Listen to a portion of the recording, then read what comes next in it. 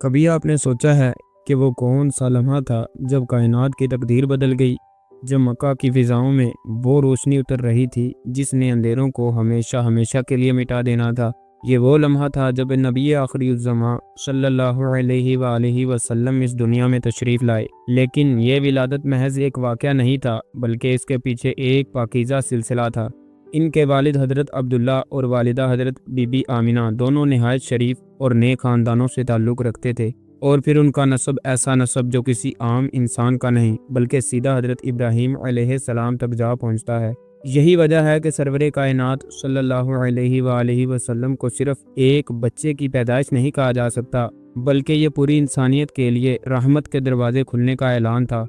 آج ہم انہی تین پہلوؤں، نبی اکرم صلی اللہ علیہ وآلہ وسلم کی ولادت باسعادت، حضور سید عالم صلی اللہ علیہ وآلہ وسلم کی عظمت اور آپ کے نسب پر بات کریں گے۔ الحمدللہ رب العالمین والصلاة والسلام علی سید الانبیاء والمرسلین، اما بعد فاعوذ باللہ من الشیطان الرجیم، بسم اللہ الرحمن الرحیم، الصلاة والسلام علیک یا سیدی یا رسول اللہ وعلی آلک وصحابک یا حبیب اللہ۔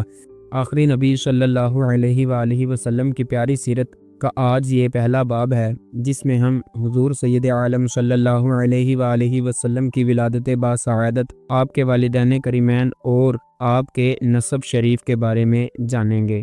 اللہ پاک کے آخری نبی کا فرمان عالی شان ہے کہ اپنے گھروں کو قبرستان مت بناؤ اور نہ ہی میری قبر کو عید بناؤ، اور مجھ پر درود پاک پڑھا کرو، بے شک تمہارا درود مجھ تک پہنچتا ہے چاہے تم جہاں بھی ہو۔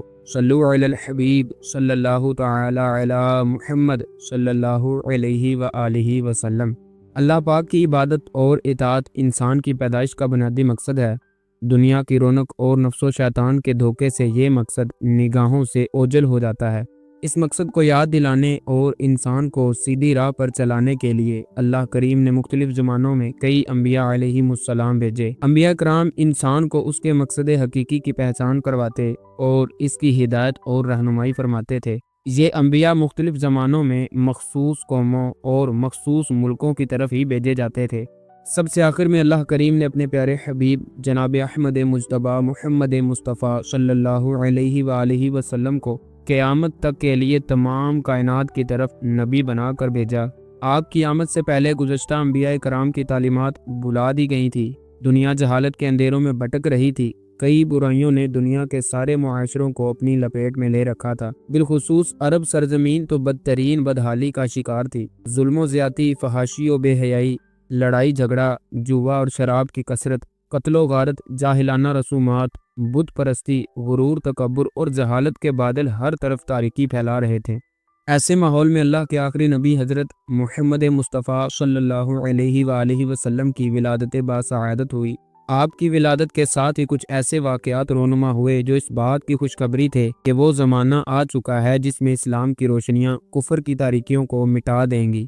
نو شیرواں کے عالی شان محل کا پھٹ جانا اور اس کے 14 کنگوروں کا گر جانا، فارس میں مجوسیوں کے عبادت خانے کی صدیوں سے روشن آگ یکدم بجھ جانا، دریائے ساوا کے موجے مارتے پانی کا یکدم خشک ہو جانا، اور اس طرح کے کئی واقعات اس بات کی علامت تھے کہ اب عالم کا رنگ بدلے گا اور نئی حکومت کا سکہ چلے گا۔ ایسے ہی ماحول میں حضرت بی بی آمینہ رضی اللہ عنہا کے بظاہر سادہ سے مکان میں سعادتوں اور مسرتوں کا نور چمکا اور اللہ کے آخری نبی کی جلوہ گری ہوئی۔ آپ کی ولادت سے صرف آپ کی والدہ ہی خوشیوں سے مسرور نہیں ہوئیں، بلکہ تمام غمزدوں اور درد کے ماروں کے لبوں پر مسکراہٹیں پھیل گئیں۔ آپ عرب کے مشہور خاندان قریش کی شاخ بنو ہاشم سے تعلق رکھتے ہیں۔ آپ کا خاندان تمام خاندانوں میں سب سے اعلیٰ ہے۔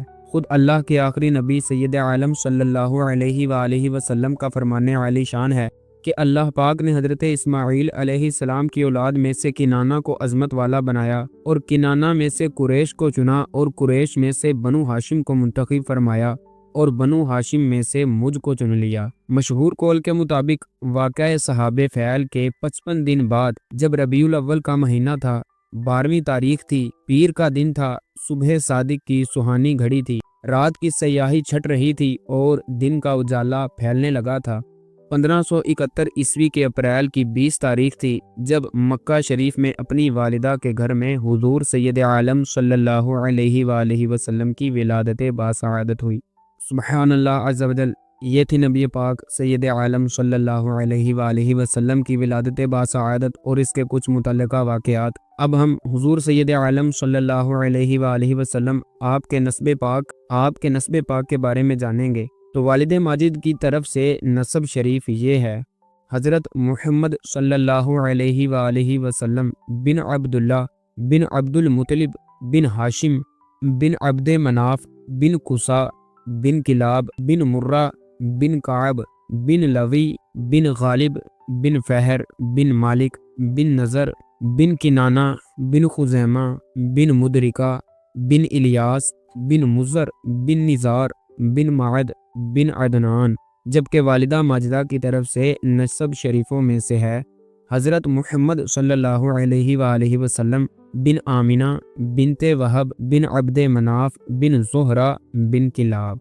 सुब्हानल्लाह अज़्ज़ा वजल। ये नबी करीम सैयद आलम सल्लल्लाहु अलैहि वसल्लम के नस्ब शरीफ हैं वालिद माजिद और वालिदा माजिदा की तरफ से। अब नबी करीम सैयद आलम सल्लल्लाहु ताला अलैहि वसल्लम के वालिदैन के बारे में बहुत ही मुख्तसर से जानते हैं। आपके वालिद गिरामी हज़रत अब्दुल्ला रदियल्लाहु अन्हु हैं। ये सीरत और सूरत दोनों में ही बेमिसाल थे। इनका विसाल आपकी विलादत से कबल 25 साल की उम्र में हुआ, जबकि आपकी वालिदा माजिदा हज़रत आमिना रदियल्लाहु अन्हा हैं। आप अपने नस्बो शरफ में कुरैश की तमाम ख़वातीन में सबसे अफजल थीं। वालिद के विसाल के बाद उन्होंने ही अपने शहजादे सैयद आलम सल्लल्लाहु अलैहि वसल्लम की परवरिश की। तो नाज़रीन कराम, हमारे आज के चैप्टर का इख्तिताम यहीं पर होता है। आपसे गुजारिश की जाती है कि बराह करम इस चैनल के साथ वाबस्ता रहिए और आखिरी नबी सल्लल्लाहु अलैहि वसल्लम की सीरत की हमारी जो सीरीज स्टार्ट है उसमें आपको बहुत कुछ जानने को मिलेगा, बहुत कुछ सीखने को मिलेगा और नबी करीम सैयद आलम सल्लल्लाहु अलैहि वसल्लम के बारे में बहुत ही उम्दा मालूमात से आप मुस्तफ़ीद होंगे। अगर आप जानना चाहते हैं कि नबी करीम सैयद आलम सल्लल्लाहु अलैहि वसल्लम बज़ाहिर शक्लो सूरत और कद काठ के लिहाज से कैसे नज़र आते थे, आपका हुलिया मुबारक कैसा था, तो आपके सामने ये वीडियो का थंबनेल आ रहा है जिसका लिंक आपको डिस्क्रिप्शन में मिल जाएगा। इसे लाजमी देखिए। अपना बहुत सारा ख्याल रखिएगा, दुरूद पाक की कसरत करते रहिएगा, दुआओं में याद रखिएगा। अस्सलामु अलैकुम व रहमतुल्लाहि व